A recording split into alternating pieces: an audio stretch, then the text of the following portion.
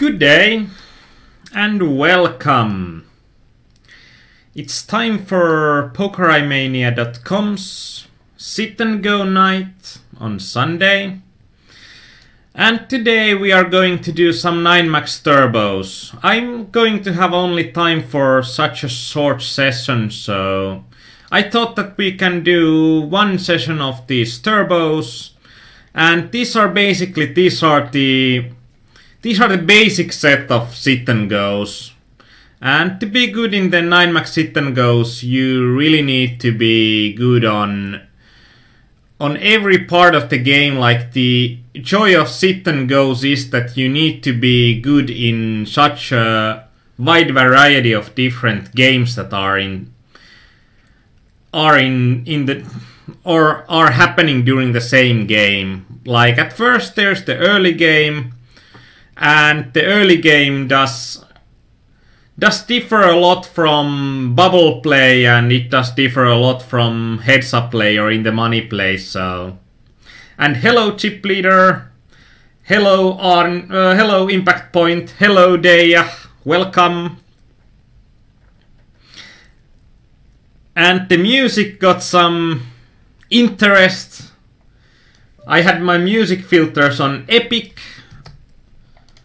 at Incompetech, and I think that it was epic, but I don't know if it was epic good.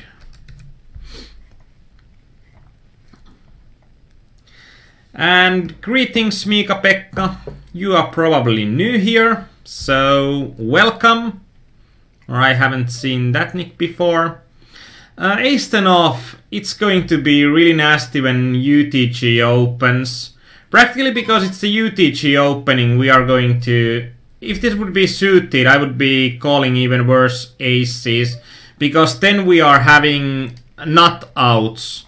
But with ace 10 off and when UTG opens, we are so often dominated that it's going to be like, we can probably flat there profitably, but in the coaching sessions I like to keep it a bit more solid.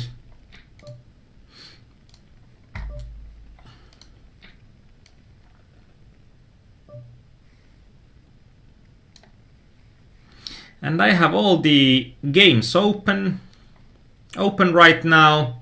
So we are having the low stakes games, so $15 to and $7 games today. And I'm having 2 games outside the screen.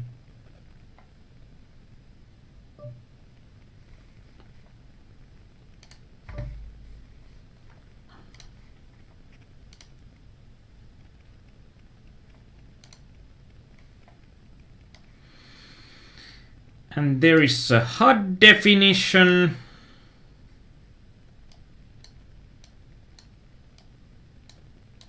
It's long, but it should be visible for you right now. And basically, when we are thinking about what kind of hands do we want to play when someone from UTG opens with a min raise at the first 2 blind levels, we want to play hands that we are having nut outs with, so suited aces. Then we want to play hands that are playing well against the UTG opener's range, something like ace king, queens plus, and something like rest of the pocket pairs are playing well as set mining. So that's going to be the range that we are going to play at that spot.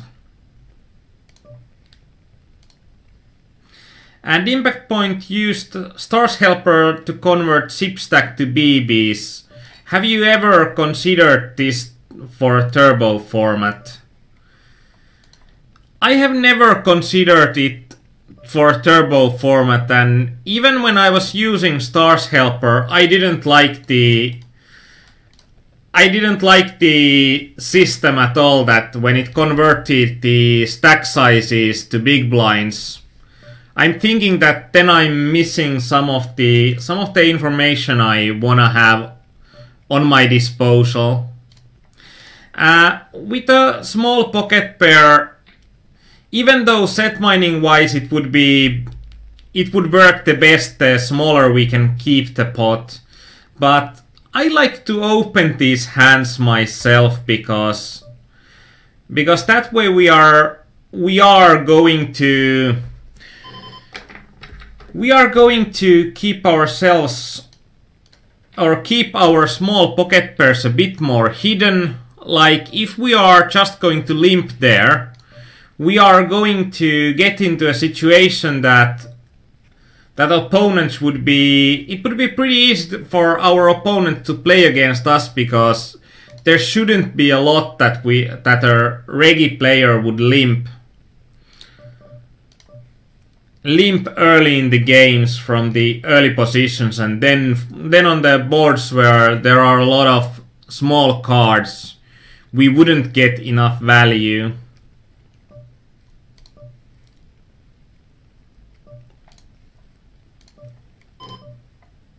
And generally I advocate going with wide steals from button and from small blind, but deuce 6 off when we know nothing about the guys behind us is going to be too wide. And hello to Ahille.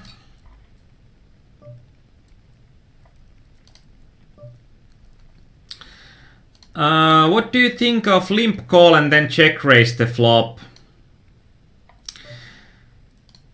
Generally, I think that if someone limp calls and check raises the flop, I don't know if it was some hand that we have had here.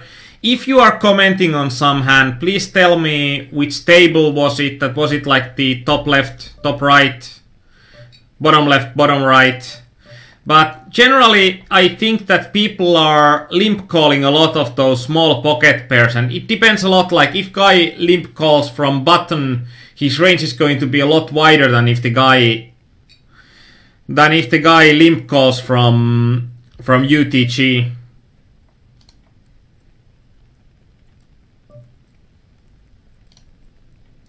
And Impact Point asks that is the tourney adjusted big blind stat for when antes kick in.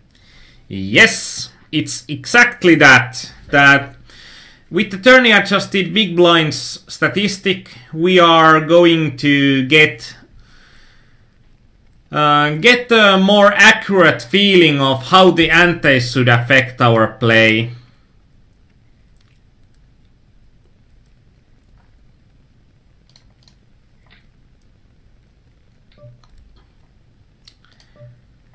And generally, when we are on the small blind and the pot is unopened, generally we can open pretty much any hand. I'm thinking that the general opponent will fold so often in those situations, and we are not losing the pot all the time. In here we open from the button. Actually, it's going to be nasty. And when an opponent checks the turn and checks, I'm thinking that we are not getting the pot by checking, and I think that we can bet our opponent out of some hands, and those would be busted draws basically. And in here, opponent has min raised every single hand or every single street. That's really interesting. Interesting line for our opponent to take.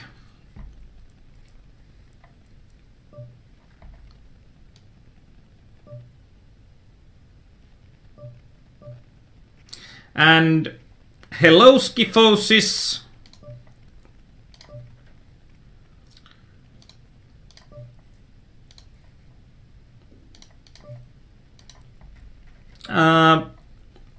Generally in the spot that we are with nines, I think that we are going to get more out of this hand if we are taking a more passive line instead of c-betting. I would like to c-bet there, like if I would have something like deuces or threes, so I'm having a hand with less showdown equity and less showdown equity, then I would have been c-betting it, but pocket nines, I think that we are we are wasting the value of our hand if we are c-betting there.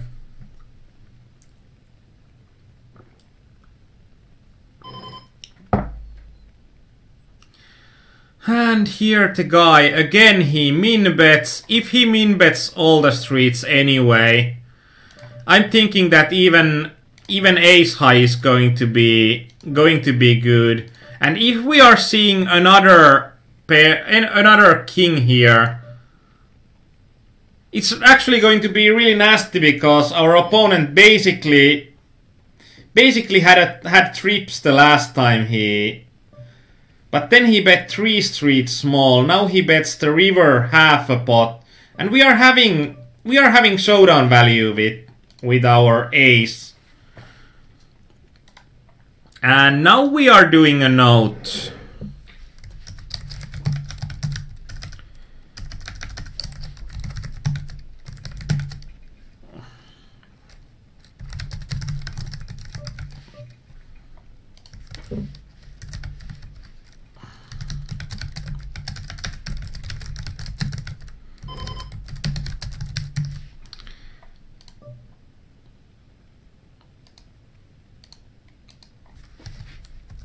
And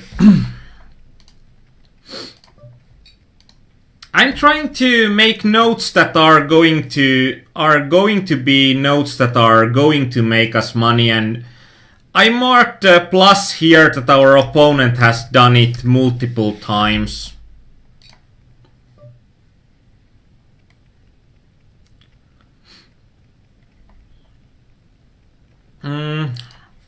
Hang opens, and it probably would be somewhat plus EV to defend if an opponent isn't so tight as he seems to be. And Kaleon, how about 3-bet call in bottom right with pocket nines? 3-bet call on...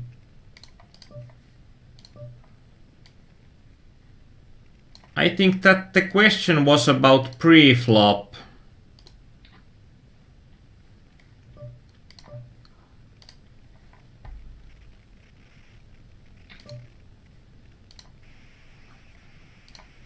Actually, with pocket nines, now it's behind my head.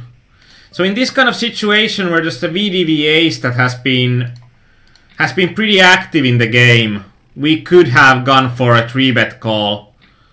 And it probably would have been better because pocket nines is going to be a really good hand against an aggressive opponent opening from cutoff.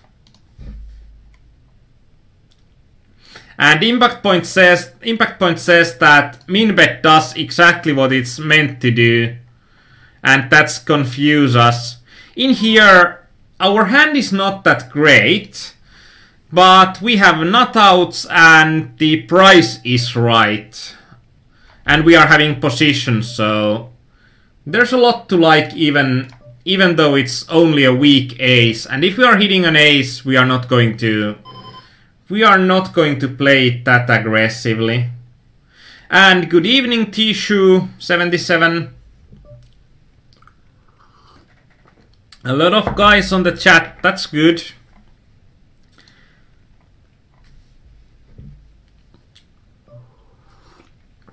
And Ahille says that I hate the min-bet, and I must agree with you somewhat that it's a non-standard play and it differs so much between opponents that it's going to be really hard to put the general opponent in the range, because there are guys that don't know that there is the button called check, so they are min-betting pretty much every street if they are not having anything. And they're getting really good price for their bluffs, even though their bluffs should pretty much never work. And then there is like the other guys that are min-betting their nuts so that the opponents are not folding, and they want to get even small value rather than no value. So, and when there are so polar opposites on what the min-bet can mean, it's going to be something that's really hard to play against until you until you pretty much crack the code on what your opponent is doing, and we are cracking the code on opponent's strategy option. That's something that's going to be hard for our opponent to do in any balanced way. So I believe that most opponents, when they are min betting, they are going to be either or. And hello Neo, good evening.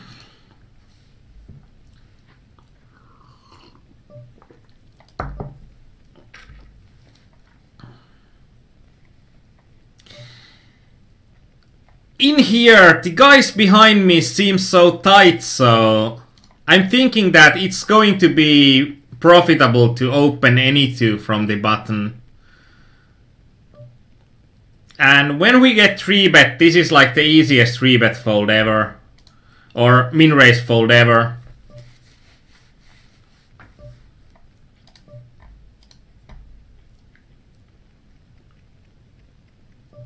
And Ahille says that min-bet is very good against mass multi-tablers. Yeah, when you need to think about it, it's going to be pretty good against a guy that needs to stop for a while and think, and if you need to go for ping, ping, ping, ping with the hands that you know that you are having 2 seconds per decision, so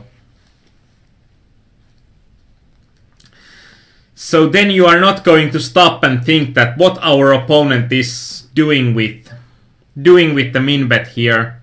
If this stacking wouldn't have opened on top left, I would have min-raised myself. But when he opens, it's going to be an easy fold.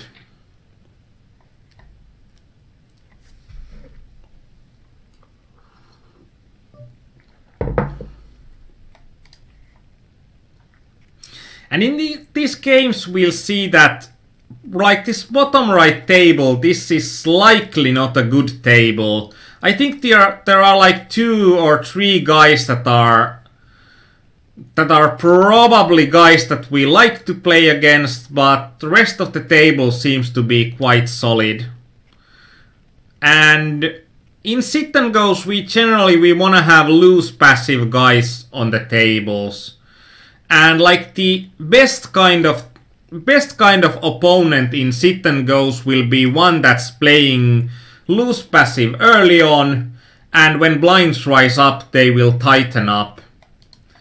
And that will be like the perfect opponent for us, that they will play loose passive on the early game and pay off big when you are getting your value hands, and later when they should be calling a lot, tighten up at the spot so that they will lose the maximum amount of chips.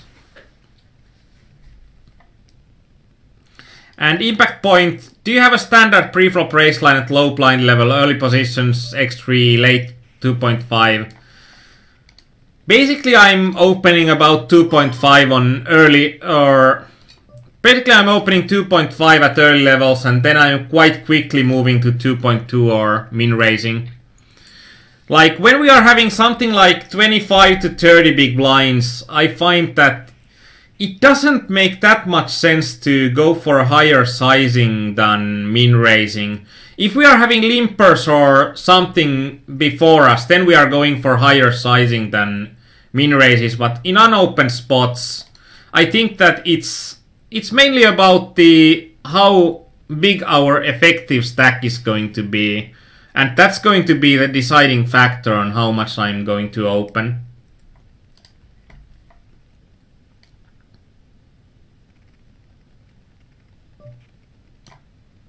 And Kaleon, how do you view very needy players from table selection view? For example, somebody playing like 8/7 at the beginning. I don't like those guys in general. I think that my general game plan is going to work really well against those kind of guys that are taking it really tight and needy line early on, so I'm going to win some chips from them. But I'm thinking that most of those guys, they will know what's going to be the basic sit and go strategy, and I think like even those kind of guys, even though we know that we are going to beat them and we are probably going to, if we would be in a table full of those guys, we would probably be the guy that would have the best expectation. But even still, after we would have the best expectation, I would still believe that we wouldn't be profiting wildly on that kind of table. Like someone playing really nitty early on and playing like pretty unexploitable push fold later on might be someone that is not like, they're probably not winning that much from the tables, but they can also be players that you can't win that much from as well.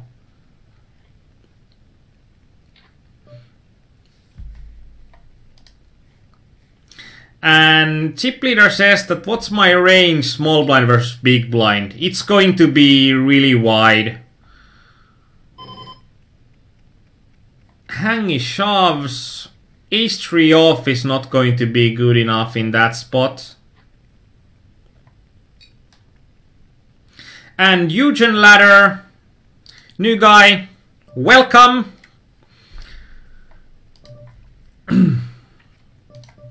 Great to see you here.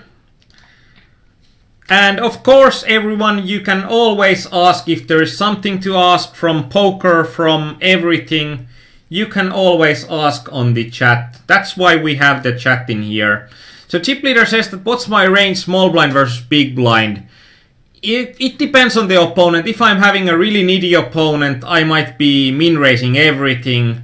If I'm having an opponent that's pretty loose but plays badly post-flop, I might be limping a lot of my range, but still playing a wide range. And it might also be that, let's say we are 15 big blinds deep, it might be that or the basic range would probably be something that I would be shoving hands that are going to play well pre-flop, or play well when we are seeing all 5 cards. And then I would have polarized min-raise call and min-raise fold ranges, and also I might have some of the weaker hands as limps. And if there is a player that punishes limps and raises limpers a ton, then I might also take the top of my normal min-raise call range to be a limping range to punish the guy that punishes limpers. And generally I'm opening with the small sizing. Small sizing that gets me profitable opportunities to open a lot. I think my steal from small blind is somewhere around 70 to 75%. Or between 70 and 80%, I think. But that's because I think most of the guys in sit and goes are going to be folding more than 50% on the big blind. So even from small blind against big blind, and when they are folding so much, they're pretty much giving money away for someone that's min-raising. And in here, ace-queen is going to be easy min-raise call. We are against kings, and kings is going to be a hand that we don't wanna see. But pretty logical hand for our opponent to be shoving, and we are not going to be folding against a 9 big blind shove when we are opening from cutoff. And Ahille says that I'm going to play live MTT. I was lucky and won a ticket at a satellite, and the satellite I played with a ticket. First of all, congratulations, Ahille. Live poker is always having the certain kind of feeling, and Deja would probably have a lot more of lot more of a good ideas on what to do with the live events, as she won a EPT ladies event when it was in Tallinn. So I think that was the first or second bigger tournament for her.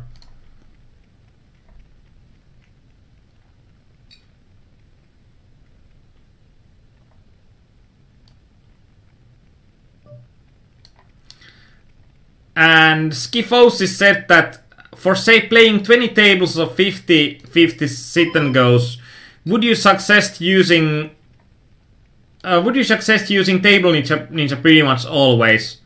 And if not, what layout? If you are playing a ton of tables, like over 20 tables, or 20 tables or around, I think like you wanna play stacked. And for me, I think what works best for me is that I'm having a main stack that all the tables open to, and then there is going to be a stack that's holding all of the bubble situations, and then I'm having like 2 tables that I can have the most interesting tables. So I'm using basically, as I'm streaming here, that I'm using the 4 table slots. I'm using pretty much also 4 table slots when I'm multi-tabling a lot, and there should be a video on our YouTube channel on what I'm thinking about multi-tabling. I think we played something like 25 tables of 50 sit and goes, so that should be exactly what you are asking about. 9-6 off close on top left. Yeah, it's close because I know that this Mfu guy, he's a Russian reg and he's calling pretty well, so I'm going to be shoving a bit wider than Nash in that spot. But not a ton, because I know that this guy will punish me. I think he's a hyper reg before, so I'm thinking that on push-fold stage he's going to be a bit more aggressive. And Skyphosis asks that, do you use an auto hotkeys script or Table Ninja? I'm using Table Ninja for... Basically I'm using Table Ninja for 2 things.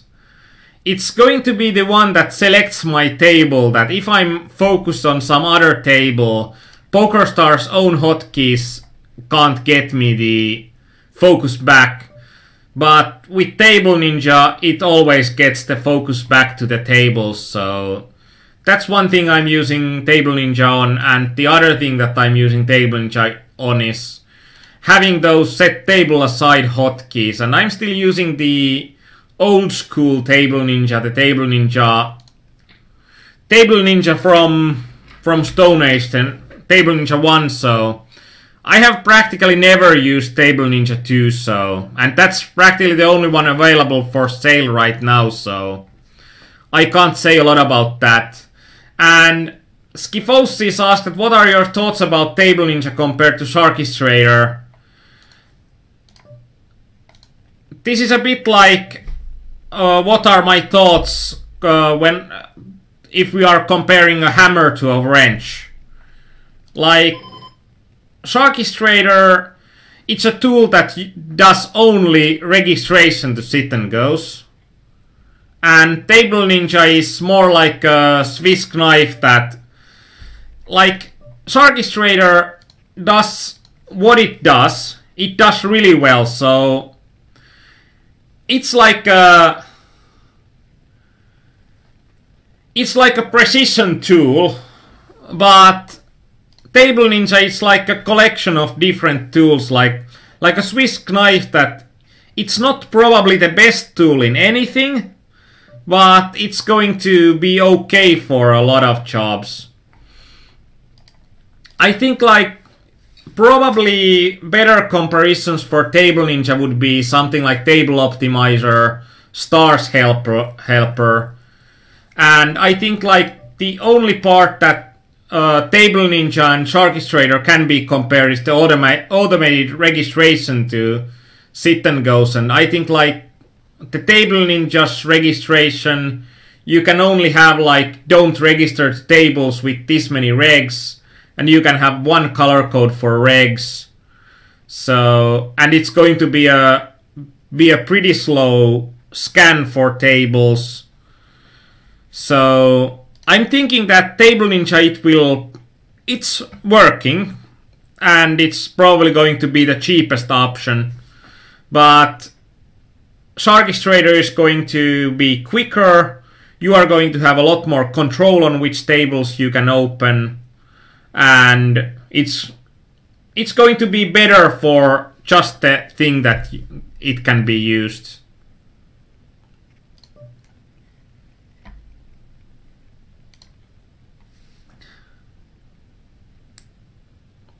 And Ahille, he seems to use both of them. Actually, like right now I have been experimenting with something like 3 tools at once. And I'm trying to think about what tools can I remove to make it more solid.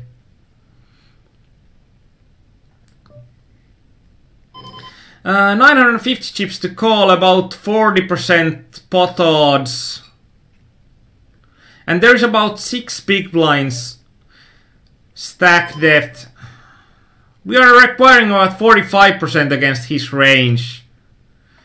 This is a nasty one because if our opponent is good and will know how much he can desperation shove there, then it's going to be a call. But I don't give random player in a $7 game enough credit that he would be knowing how much he can desperation shove. And this 9-8 suited is going to be... It's going to be really close that should we shove or not. I choose not to. But I think it's going to be really close, and with antes it would be an easy push, I think.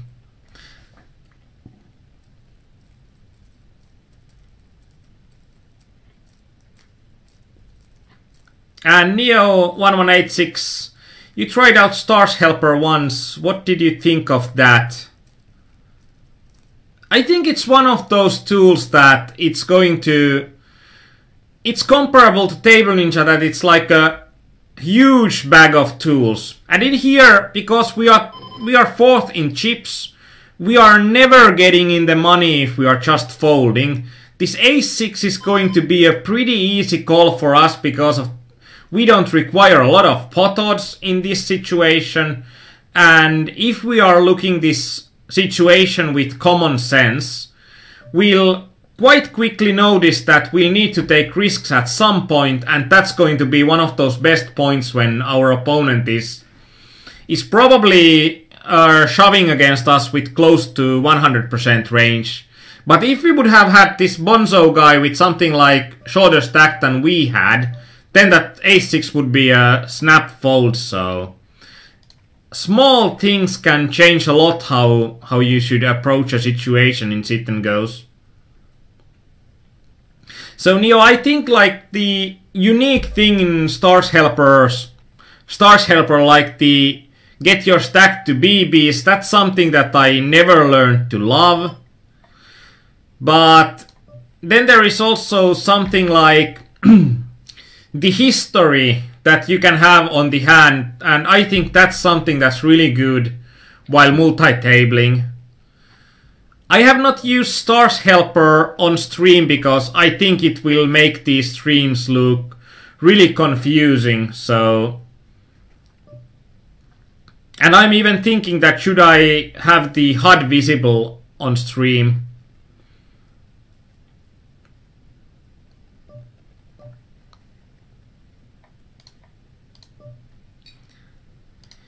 And in here, this is something that I like to shove this kind of situation against a general opponent because we want to get some distance between us and the last place. And when we are practically tied, I like to take a bit more risks in those situations than ICM would dictate to gain a larger stack and then get an easier time shoving against this guy later on.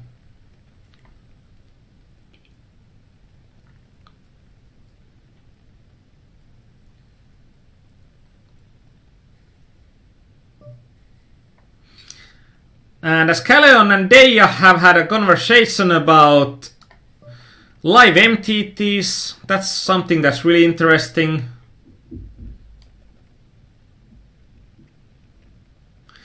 And that's a really good point that, like in tournament poker, it's going to be how you play different stack sizes. And when it's about how you play different stack sizes, in here, I don't think that we need to be scared of anything with pocket aces. So we are giving our opponent a bit of a chance to hang himself, and like this is a really abusive bet sizing. But when our opponent is having a bronze star visible on the tables, I'm instantly thinking that this is something that this is a guy that I need to, or this is probably not a good player. That's something that, like, if you have stars visible and if you are having just one star visible, that's going to be usually someone that doesn't play poker a lot and doesn't think poker a lot. With the 6 deuce off, even though the guy looks like a maniac, I don't think that we have seen bad hands on him. And 6 deuce off is going to be something that, in that spot, against a guy that has folded to us our shoves twice in a row, I think like we want to be either min raise. It's going to be a hand that's probably not a profitable shove, as our stack is not that much of a weapon against a guy that's having double our stack size. But I think that in that situation, we might be able to abuse this guy with either a min raise fold or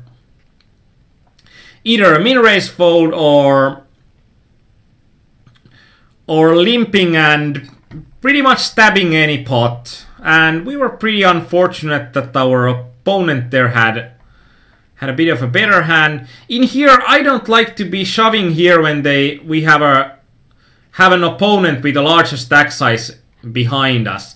And I think that it's going to be profitable to call with King Jack suited.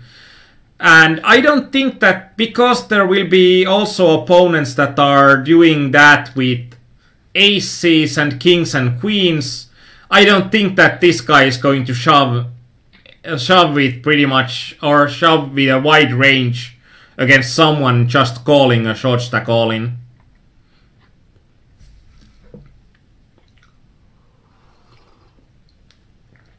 And I have heard about a software called Session Lord that is also a registration tool, and I think like they have an interesting format that if you are using it, I think 1 hour a day, then you can have it for free. But if you want to play more than 1 hour a day, then you'll need to pay for it. And I think with the pricing, it's going to be pretty close to Sharkish Trader.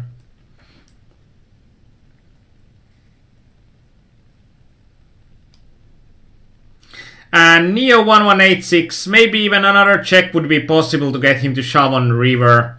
Yeah, it's going to be pretty close. I think that we are going to get more money in if we are starting to put the money in ourselves. And for a guy that would be a good player, he would notice that there would be a great opportunity for him to shove on us with about the same stack size. But as I said before, I don't give credit for a random guy or I don't give that much credit to a random guy in $7 sit and go. So I'm trying, like, my general approach is that I'm usually going for the most exploitative line that I think is going to bring me most money in that situation, and I'm going to adjust it like how much how much our opponents are playing back at us. And I'm going to lose some chips on opponents that are going to play very aggressively against us. But I think like the general opponent is going to be such a passive guy in general that I think that we are going to make more money with an aggressive approach, and approach that tries to exploit the general weaknesses of opponents.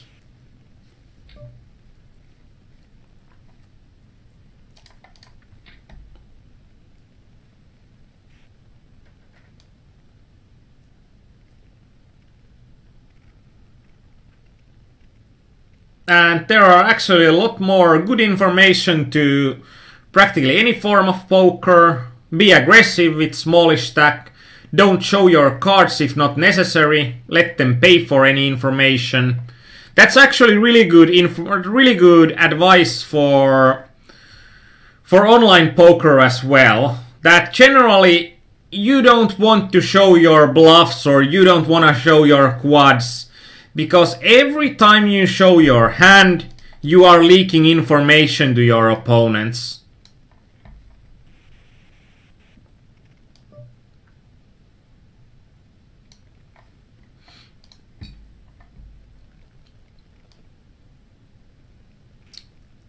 And Neo1186 asked that if you are in an A2 spot on bubble against the big stack and you are deep like 20 big blinds, would you still shove?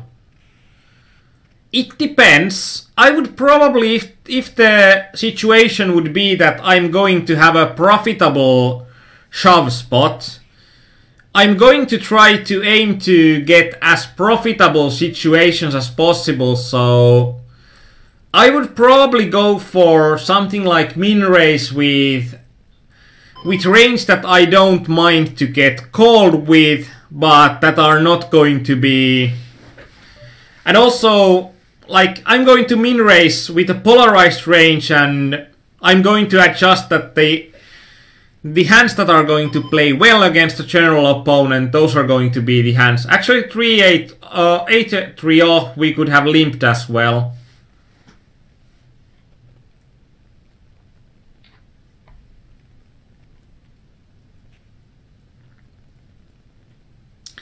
But, like Neo, if we are on an A2 spot on a bubble against the big stack and we would have something like pocket deuces or pocket fives or something like that as our hand, I think on those situations we would like to shove even if it's 20 big blinds deep. Or something like ace deuce suited or ace 5 off or something like that.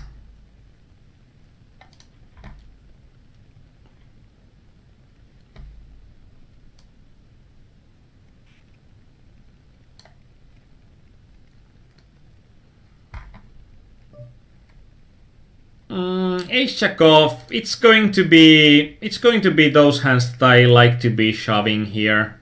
I think that it's going to be on the top edge or on the top end, and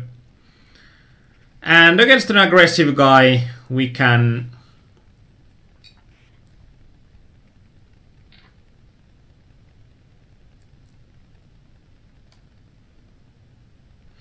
And Ahille, yeah, that next time they will have sixes and I will be flipping and I prefer folds. Yep, that's also something that when you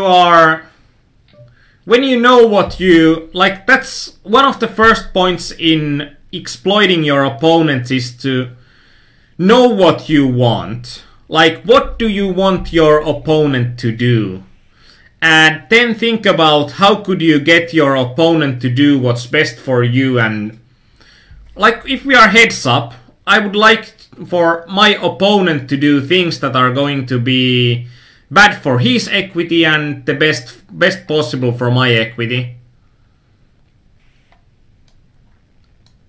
And as you can see, my general strategy in heads up is going to be really aggressive. The general guys in sit and goes are going to be too tight in heads up situations, and when they are going to be too tight, then it's going to be, then we can exploit the tendencies by being really aggressive against them. And it's not going to be that I'm going to only shove or fold when when my opponent min raises to me. There just haven't been good flatting hands. I checked back the flop. I think that there are going to be so many good cards or so many good turns for us that it's going to be better for us to check back the flop. And I'm going to go for a small raise. Small raise on the turn when we are hitting the top pair. I want to get more money in.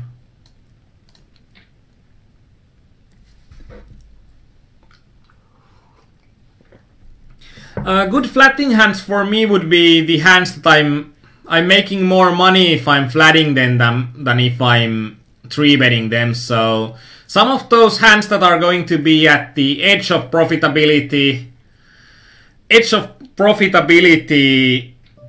to 3-bet shove, and there will also be some hands like something like Queen 10 suited and 9-8 suited and those kind of hands that would be profitable to 3-bet shove for sure, but those are playing post flop so well that are going to be probably more profitable to just flat. And Ilpokaja, I'm watching you like Eye of Tiger. Welcome, a new nick again, so welcome to the forums.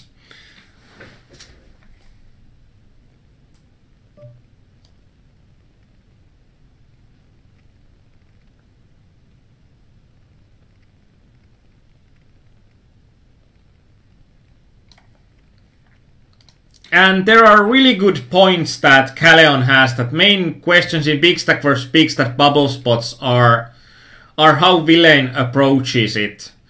And this is something like if our opponent min raises here.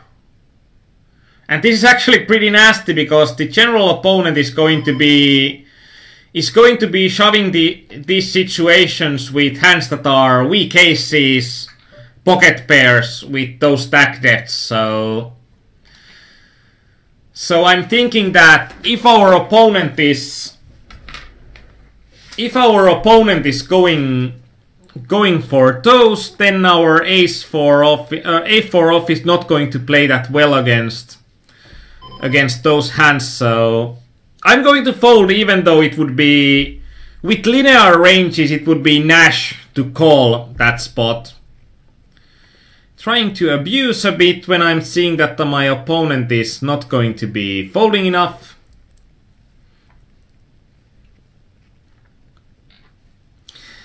And also, like Kaleon said, that it's going to be that when our opponent knows about ICM. And it's also like, it's also a question on how much does our opponent know on ICM. Like, the first level of ICM knowledge is to know like how the ICM affects you. And practically the next level is not just how it affects you, but how it affects the rest of the guys on the table. Ouch. Faced against an ace-10, and we got like 4 outs to the river. Not hitting any single one of those. But I still think we had a pretty good heads up, and our opponent also played well on that heads up, so praise for him. Usually I'm seeing weaker heads up play in those situations. And today it's going to be a really short stream because tomorrow it's going to be an early day.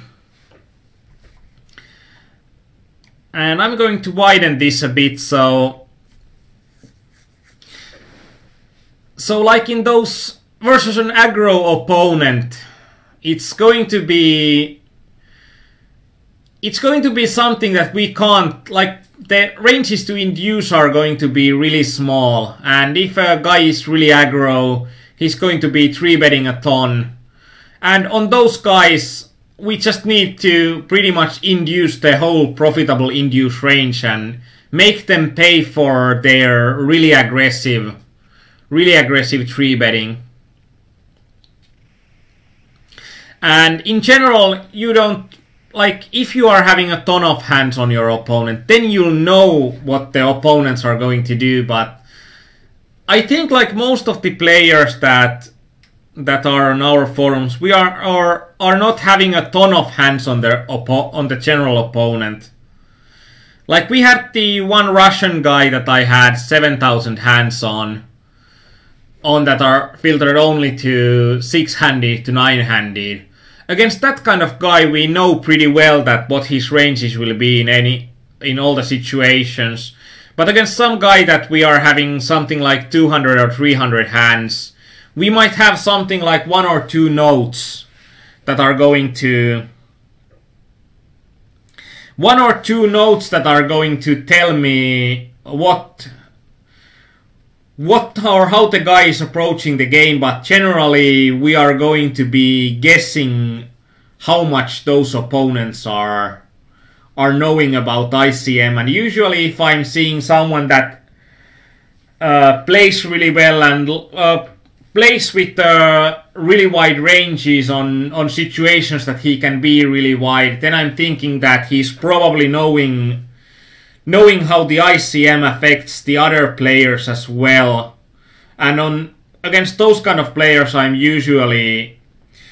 going to be less min range abusive when I can't do it.